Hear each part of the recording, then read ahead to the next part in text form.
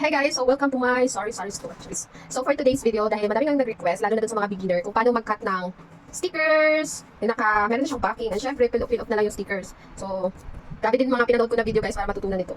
Madami ako nasayang pero worth it kasi ayun na nga, nakuha ko na-perfect ko na siya. And ayan, hindi po ako expert.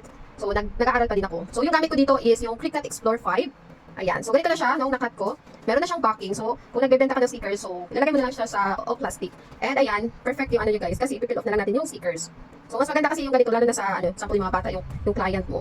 So, maganda siya, peel off na lang. So, ayan, sana tapusin itong video na to, and let's go. First is, gawa muna tayo ng layout. So, dito ko gumagawa sa Canva. And yung size nito is, depende na sa inyo guys, pero itong sa akin, yung size nito is 10.5 by 14.8. So, ito na ang aking layout. So, capybara. So, mag-duplicate lang tayo guys ng dalawang beses. So, dalawang beses ha. So, the first one is tanggalin natin itong mga itira natin yung sticker mismo. Ayan, itira natin yan siya. Tanggalin natin ito. So, ayan. So, ito na lang siya natira. And the second one is, yung tatanggalin naman natin is yung stickers. Ayan. So, sa second is ito yung itira. Sa first is ito. And isave nyo siya na naka-PNG. And with a transparent background, lalo na ito sa stickers. So, dapat naka-transparent background din siya. So kapag naka-save na kayo, so syempre open na natin itong ating Cricut Design Space. Cricut, mag-open lang tayo ng new project. So, blank canvas. And dito, ayan, hanapin nyo lang dito yung may upload na option sa baba. Ayan, dito.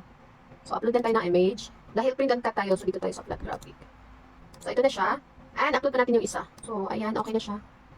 So, dahil, ayan, naka-red siya dito. So, the image is too large. Kailangan muna natin siyang i-adjust. And kung wala pang outline yung stickers niyo guys, pwede siyang lagyan ng outline. Sa akin kasi is naka-outline na. Para makita natin yung outline. So, palitan natin ng background. So, palitan natin ng background itong ating background. Palitan natin ng color para makita yung outline. So, ayan, meron na siyang outline. So, dito, ayan. So, hanggang sa mawala na yung, yan, ayun. So, dito sa ating backing guys, so, duplicate nyo siya ng 5 times or 4 times. Basta naging 5, 1, 2, 3, 4, 5. Basta 5 yan siya. Tapos, yan, highlight nyo, then, align, center, and click attach. So, para mabuo yung 5. So, yung purpose ng pag-duplicate natin ng backing is para 5 times din na i-cut ng machine. Para sagad talaga yung pagka-cut niya kasi ito nga yung magiging die cut natin. Next naman is itong stickers. So, ipagkasya lang natin siya dito.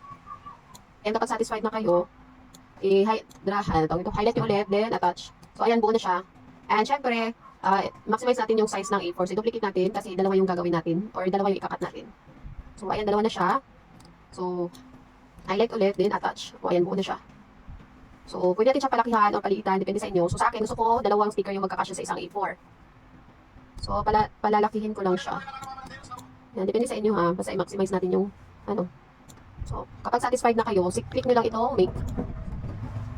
Ano siya? And dahil A4 na yung gagamitin natin na paper, so, kasya siya sa palitan natin dito sa baba. Ayan, A4 tayo. So, bali ganito siya guys. Pwede din siyang palakihan pa. Ayan, meron pang siyang space. So, sa akin, okay na itong size niya. So, kapag satisfied na kayo sa size, continue lang natin. Ayan. And, syempre, make sure na naka-on yung printer nyo. So, send to printer kasi ipiprint na natin siya. So, dapat guys, pag na-print nyo, is meron itong black. Ito yung tinatawag nila ang registration marks. Ayan. So, kung gusto nyo i-edit pang settings ng printer nyo, so, pindutin nyo lang itong use system dialog para kapag nag-print kayo, is maiba nyo pang settings. So, yung printer na gagamitin ko.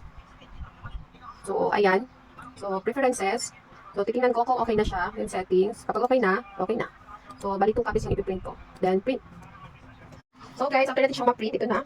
And, lalagyan ko siya ng phototop na, ayan, fireworks. So, yung gamit ko dito na sticker paper is 90 GSM. So, mamaya sa pagkat natin. So, kung iba yung kapal ng nyo, pwede kayo mag-adjust, guys. Kasi hindi umepek yung settings ko doon sa settings nyo kasi makapal yung sticker paper na gamit nyo. So, ito lalagyan ko lang siya ng phototop pero hindi ko siya tatakpan itong registration mark. Kasi nung tinakpan ko, nahihirapan siyang malukit. Ganon. Pero kung matte yung nyo guys, okay yung matte. Pero kapag mga ganito na parang pag glossy effect yung phototop, so wag nyo na lang takpan yung registration mark para hindi masayang materials nyo. Kasi madami ang nasaya.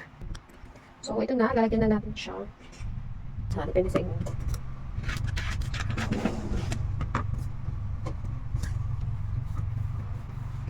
Ito mga sample kong sticker. Kuha yung mga junakis ko. Dami daw sa sticker. So, ayan, hindi ko tinakpan yung ating registration mark. And, ayan, lalagay natin siya sa mat. So, itong gamit kong mat is itong luma kong mat. Sayang kasi. So, ayan, lalagay lang natin. And, hagod-hagod. Dahil medyo sticky pa naman yung mat ko.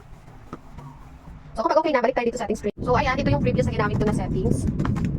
So, So, nag-customize ako ng settings. So, depende sa inyo. So, para mag-customize guys, i-browse nyo yung all materials. Dito sa baba, pwede kayo mag-add ng materials nyo. Ito, material settings. And sa pinakababa, mag-add tayo. So, dito, mag-add lang kayo ng new material. Ayan.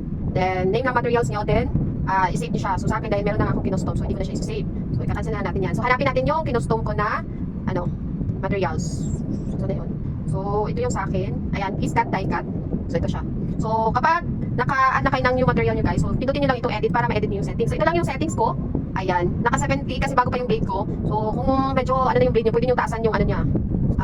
Yung tawag nito. Basta, sa akin kasi is 70 kasi nga bago pa yung machine ko. So, medyo matalas pa yung And okay naman sa akin yung 70. And yung sticker paper na ginamit ko is, tawag nito?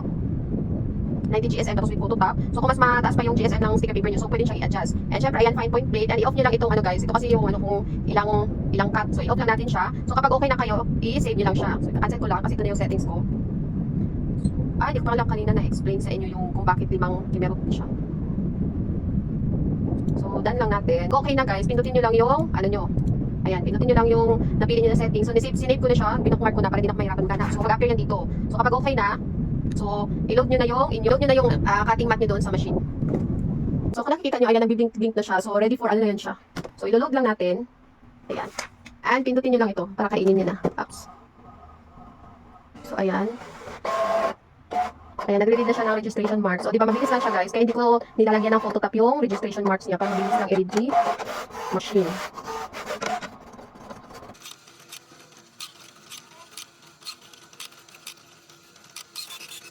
Ito na guys, and let's see kung effective pa rin yung settings natin.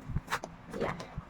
So, hindi tumagos yung ating mga stickers. And nakat ng maayos yung dito. So, kaya kanina hindi ko pala na-explain guys. Kaya 5 times kung dinuplicate yung ating backing para 5 times din siyang i-cut ng machine. So, yun nga, para makat siya ng maayos. Ayan, matanggal talaga natin siya sa And, yung backing nga naman yung dinuplicate ko 5 times. Para yung stickers natin, isa ito siya. Ayan. So, peel off lang. So, kung dinuplicate din natin yung dito mga stickers, so makakat din yan siya diretso dito. Kaya yung dinuplicate ko lang 5 times is yung ating backing. So, sorry, hindi ko na-explain kanina. And ito na perfect yung cut natin. So, kung hindi tayo parehas na materials na ginamit, guys. So, kung for example, mas makapal yung sticker na gamit nyo, so pwede nyo pong i-adjust yung settings nyo, ha.